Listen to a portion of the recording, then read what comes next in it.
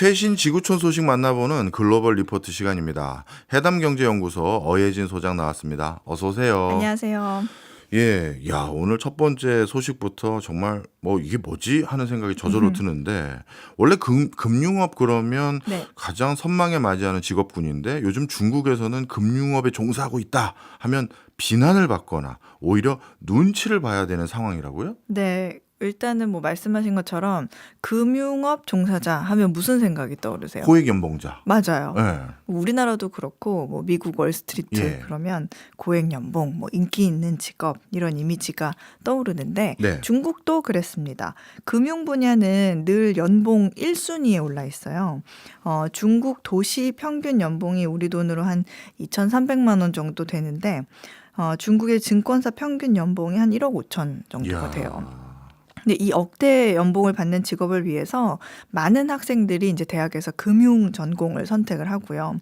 그다음에 취업을 위해서 그 직업 컨설팅 업체에 이제 고액을 줘서까지 뭐 이력서를 같이 쓴다거나 아니면은 어떻게 인턴 기회를 좀 잡을 수 있게 알선을 해주는 그런 식으로 해서 금융회사에 입사하려는 그런 치열한 경쟁을 벌였던 게 바로 그 금융 산업의 현실이었습니다. 네.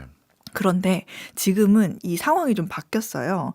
일단 중국에서 가장 높은 연봉을 받는 직업은 더 이상 금융 종사자들이 아니에요. 예. 얼마 전부터 그 AI 기술자들이 연봉 1위를 차지하고 있습니다. 이거는 뭐 AI 기술직 연봉이 높아져서도 있지만 일단은 금융권 연봉이 줄어들어서도 있어요. 그러니까 왜 줄어들었는지는 뒤에 가서 좀 얘기를 해드리고 네. 일단 금융업 일자리가 예전 같지 않다는 걸 보여주는 사례 몇 가지를 좀 들어볼게요. 예. 요즘 중국 명문대 금융학과에 진학하는 데 필요한 입시 점수가요. 1년 전보다 11점 정도가 줄었다고 합니다. 수요가 줄었다는 얘기겠죠? 맞습니다. 수요가 줄어서 그렇다고 해요. 또 중국의 명문대 중에 베이징대, 뭐 칭화대 이런 게 있는데 여기 다음으로 들어가기 힘든 학교 중에 하나가 상하이에 있는 자오퉁 대학교라고 있어요. 예. 여기가 이제 장쩌민 출신 학교로도 유명한 명문인데 네.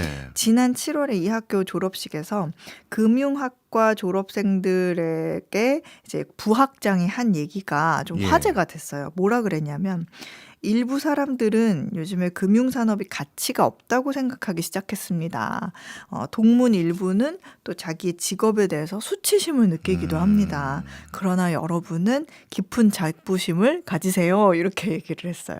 야, 분위기 확 바뀐 거를 우리가 단적으로 확인할 수 있는 것 같은데 네. 도대체 중국에서 뭔 일이 있길래 이렇게 금융업종 인기가 뚝 떨어진 거예요?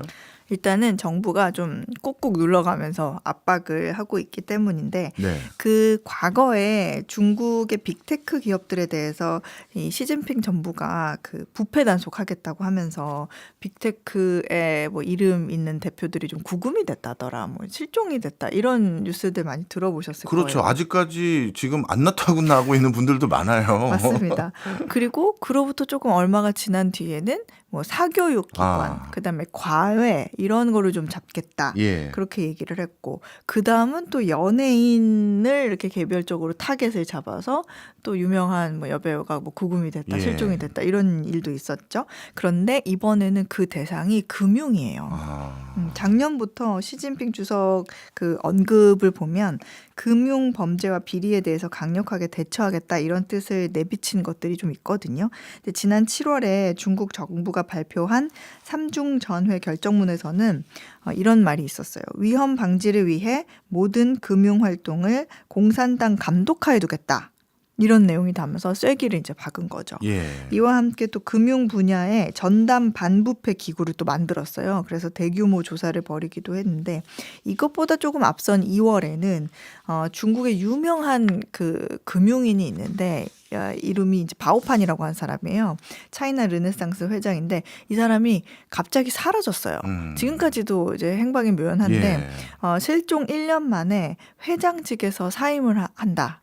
이런 회사의 발표가 또 있었어요. 근데 여전히 이제 행방이 묘연한 가운데 과거에 그 알리바바 마윈처럼 강도 높은 당국 조사를 받은 게 아니냐 이런 추측이 나옵니다. 그래서 이것 때문에 이 회사 주가도 실적도 크게 굉장히 타격을 입었고 또 바오판 회장 외에도 작년부터 뭐 올 상반기까지 한 130명이 넘는 금융업 종사자들이 뭐 체포가 되거나 아니면 구금이 됐다 이런 얘기가 있습니다. 네. 결정적으로 그 중국 정부는 국유은행, 뭐 증권사 등 금융업 종사자들의 연봉 한도를 300만 위안, 그러니까 우리 돈으로 하면 약 5억 7천만 원으로 제한을 했어요. 예. 그리고 이제 작년에 받아간 연봉 포함해서 지금 이 제한 이상을 받았다. 그러면 회사에 반납해라. 소급 적용을 하는 거예요?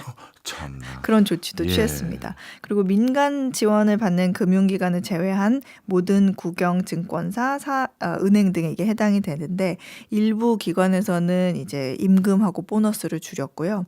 그리고 뭐라고 하냐면 직원들한테 당신들 이제 고가의 시계나 네. 명품 이런 것들 사지 착용하고 마라. 오지 말아라. 아. 입고 오지 말아라. 이런 얘기도 했습니다.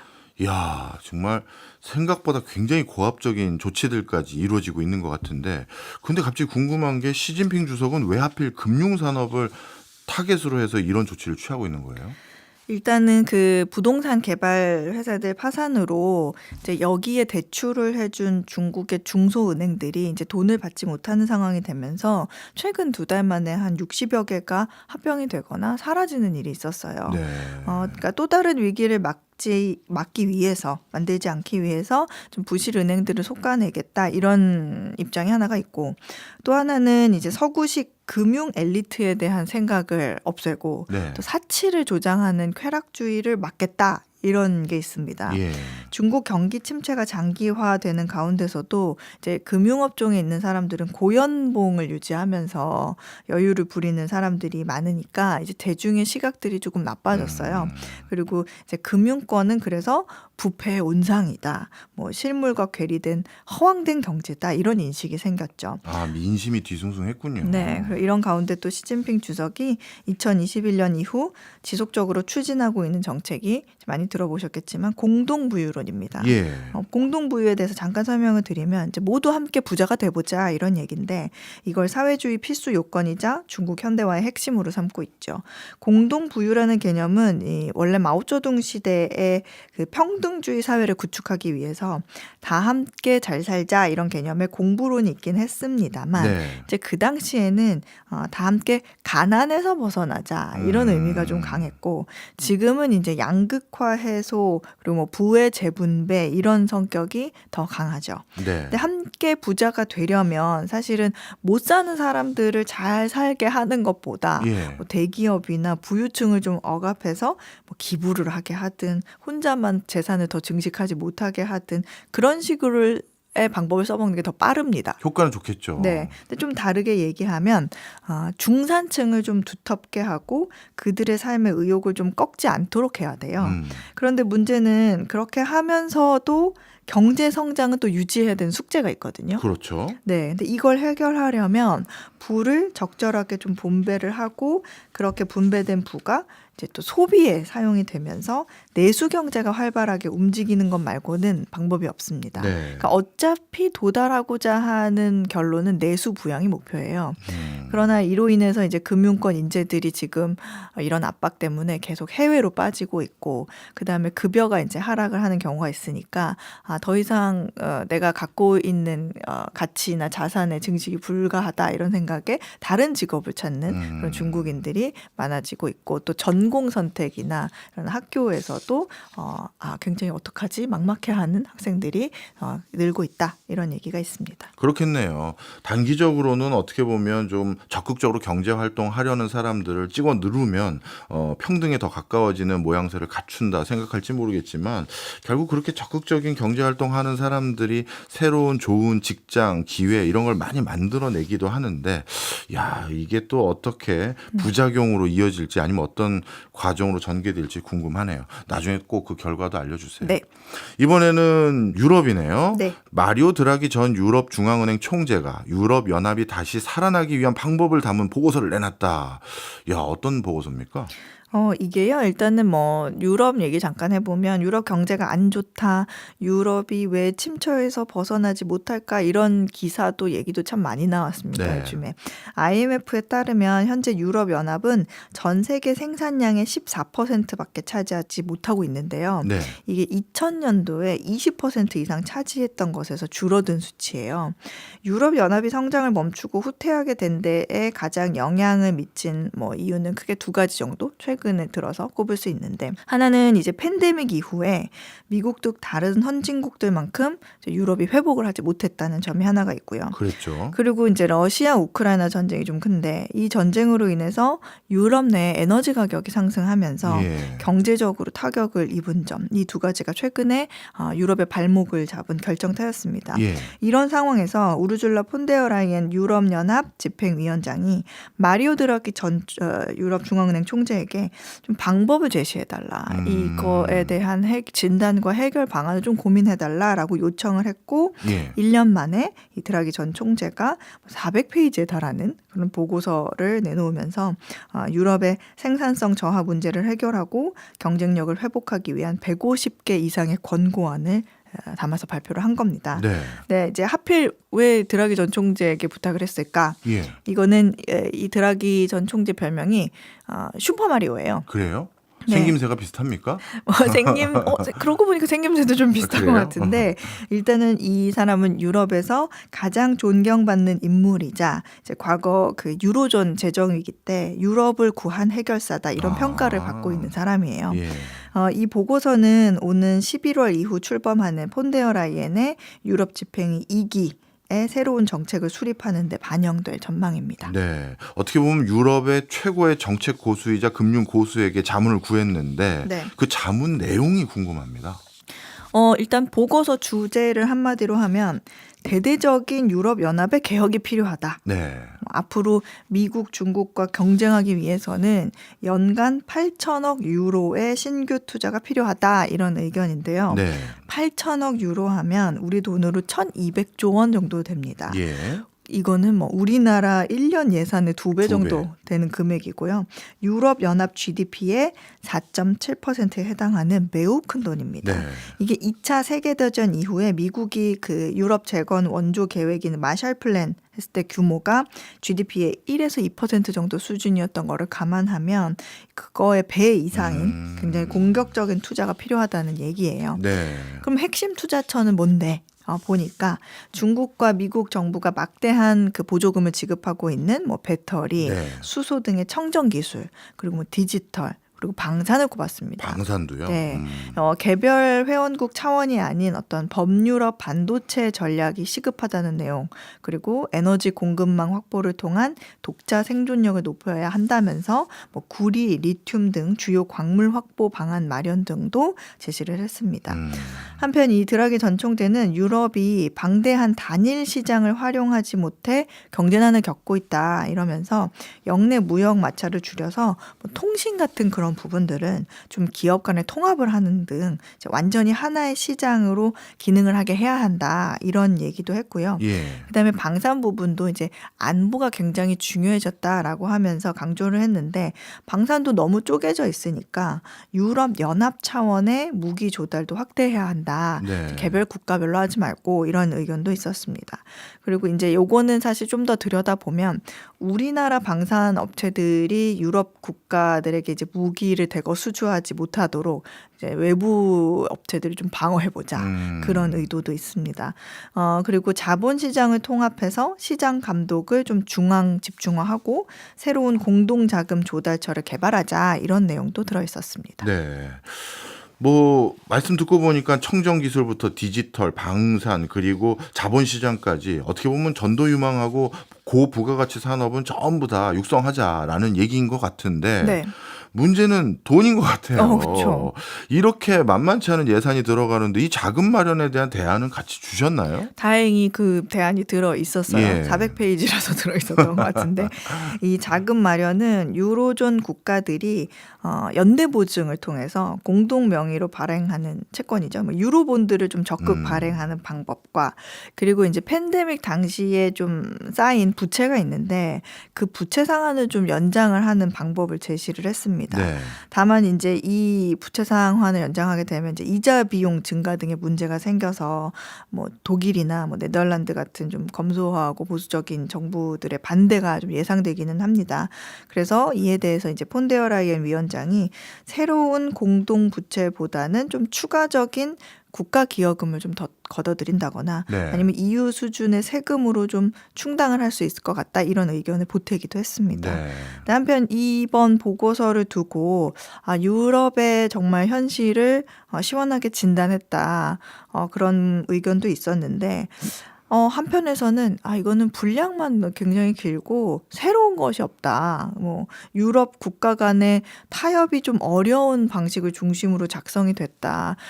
이게 굉장히 유럽 연합이라는 거는 여러 사람이 만장일치를 하거나 의견을 네. 한데 모아야 통과가 되는 건데 사실 드라기 전 총재도 이 부분을 강조를 하기는 했습니다. 예. 이 의사 결정 방식이 좀 문제이긴 하다. 예. 그래서 모두가 찬성해야만 하는, 그러니까 반대하는 나라가 있으면 이게 되게 오래 걸려요. 예. 늘어지고. 그런 부분을 강조하기도 했는데 결국에 이 사람이 제시한 내용들도 타협이 어려운 방식 중심이어서 의미가 있을까 하는 비난도 있었습니다. 네.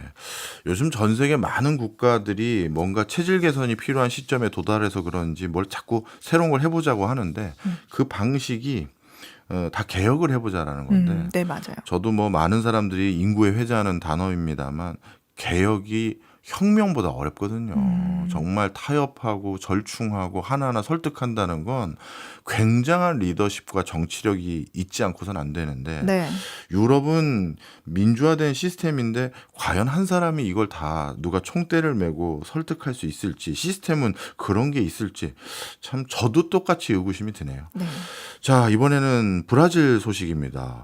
그런데 일론 머스크가 요즘 브라질 대법원과 싸우고 있다. 이건 또 뭐예요? 네, 지난달 말에 브라질 대법원이 이 국내에서 소셜미디어 X의 접속을 차단해라. 이런 명령을 내린 적이 있어요. 예. 근데 이 X가 지난 브라질 대선에서 가짜 뉴스와 정치적 성향을 증오하는 컨텐츠를 퍼뜨려서 심각한 사회 혼란을 야기했다. 이런 게 이유예요. 네. 처음에는 그래서 특정 계정 몇 개를 이제 좀 차단해라 이렇게 명령을 했는데 X가 일론 머스크가 이에 불응을 하면서 브라질 정부에 좀 심기를 건드렸고 결국 브라질 내에서 그러면 X 전체 서비스 중단해 이렇게 하면서 중단이 된 겁니다. 사실상 이제 X는 브라질 사업 철수가 되는 거죠. 예. 근데 차단한 계정, 차단하라고 했던 계정들을 보니까 대부분이 이 전 대통령인 자이르 보우소나루 지지자들의 계정인 것으로 알려졌습니다. 이 조치로 브라질 내에서는 온라인상의 표현의 자유에 대한 논쟁에 또 불이 붙었고요. 보우소나루 전 대통령의 지지자들 수만 명이 거리에 나와서 이거는 정치적 탄압이다. 이러면서 네. 시위를 벌이기도 했습니다. 네. 왜냐하면 이들이 주장하는 건 이거예요. 오는 10월에 지방선거가 있는데 예. 대법원이 이거를 앞두고 우파 성향의 야당을 검열하려고 하는 의도가 아니냐 이런 주장을 펼치고 있습니다. 실제 브라질 내에서 이 X 사용자가 많나요? X 사용자가 작년 기준으로 한 2천만 명 정도 됩니다. 그래서 브라질 사회에 미치는 영향이 꽤 큰데요.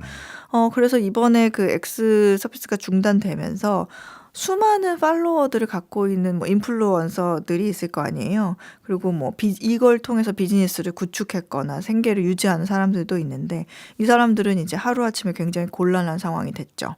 그리고 브라질 내의 절반은 그 X의 차단을 반대하고 있고 절반은 또 찬성하고 있을 정도로 의견도 분분합니다. 네. 그래서 아까 말씀드렸다시피 이제 사태가 확산이 되면서 표현의 자유 이 부분에 대한 논쟁이 이어지고 있죠. 근데 문제는 여기서 끝나지 않고 일론 머스크가 소유한 우주기업 스페이스X의 위성통신망이죠. 스타링크까지 차단될 수 있다 이런 얘기가 나오고 있어요. 네. 스타링크 안테나는 그 브라질에서 좀 고립된 원주민 마을이라든지 정글, 열대우림 그런 열대우림 속에는 또 군사기지 이런 것처럼 좀 외진 지역에 이제 곳곳에 뻗어 있어서 거기서 좀 요긴하게 사용을 하고 있습니다. 네. 그런데 며칠 전 스페이스X가 일부 브라질 현지 파견 직원들을 철수시키는 등의 조치를 취했다. 예. 이런 소식이 들려온 거죠. 스페이스X 사장은 또 얼마 전에 직원들에게 이메일을 보내서 업무 또는 휴가로 브라질에 가지 말라 이런 말을 한 것으로도 알려졌습니다. 한편 브라질 대법원은 X의 벌금 납부 진행을 위한 것이라면서 스타링크의 금융 계좌 동결도 명령을 했어요. 네. 지난달 말 기준 X의 미지급 벌금 액수는 300만 달러가 넘어선 것으로 전해졌습니다. 예. 그래서 이제 브라질 내에서 일론 머스크와 정부 간의 신경전이 지금 계속 팽팽하게 맞서고 있다. 네. 일론 머스크는 미국 내뿐만 아니라 전 세계에서 이슈가 되고 있네요. 참 이런 CEO도 참 드문 것 같습니다. 이번에는 짧게 하나만 더 보죠. 인도가 최근 옥수수 수출국에서 수입국으로 전환됐다. 아니 인도 같은 세계적인 농산물 수출국이 이제 수입국으로 바뀌었다. 이건 또 무슨 소리예요? 인도는 베트남, 방글라데시, 네팔, 말레이시아로 연간 한 400만 톤 정도를 운송하는 아시아 최고의 옥수수 수출국 중 하나였습니다. 네. 그런데 최근 인도 정부의 정책과 시장 수요 변화로 순수입국으로 전환이 된 건데 말씀하셨던 것처럼 수십 년 동안 수출국이었기 때문에 이 소식은 굉장히 중요한 변화입니다. 네. 인도 정부가 차량 탄소 배출을 줄이기 위해서 가솔린에 에탄올 첨가를 권장하면서 에탄올 수요가 요즘에 급증을 했어요. 근데 에탄올은 보통 우리가 사탕수수로 만드는 거 아니야? 뭐 이런 생각을 하는데 네. 이거 사탕수수로 만들다 보면 또 설탕 공급에 문제가 생깁니다. 그렇겠죠. 그래서 옥수수로 만든 에탄올 조달 가격을 올려서 옥수수로 만드는 에탄올 생산을 유도를 했어요. 그런데 문제는 또 에탄올 수요가 급증을 하니까 결국에는 옥수수 옥수수가 공급량도 부족해졌다는 거예요. 근데 이 여파가 또 양계 업계로 옮겨가는데 예. 인도 옥수수 대부분은 사실 가금류 사료로도 사용이 돼요. 현지 옥수수 가격이 치솟으면서 또 사료값이 급등을 한 거죠. 네. 그래서 인도는 요즘 에탄올 증류소와 양계 산업 간 옥수수 공급 경쟁으로 가격이 계속 상승을 하고 있고 이를 해결하기 위해서 옥수수를 미얀마나 우크라이나 등에서 수입하면서 글로벌 공급망에도 전체적으로 봤을 때는 또 영향을 미치고 있다. 이런 소식입니다. 아유, 참 석유 안 써보려고 친환경 자동차 쓰니까 옥수수 가격 오르고 또 옥수수 가격 오를까봐 뭐 그 전에는 뭐 사탕수수 써봤더니 또 그 설탕 가격 오르고 이거 뭐 어떻게 해야 될지 네. 참 난감하네요. 알겠습니다. 오늘도 변화되는 세계 이모저모 알게 되는 좋은 시간이었던 것 같습니다. 어혜진 소장 감사합니다. 감사합니다.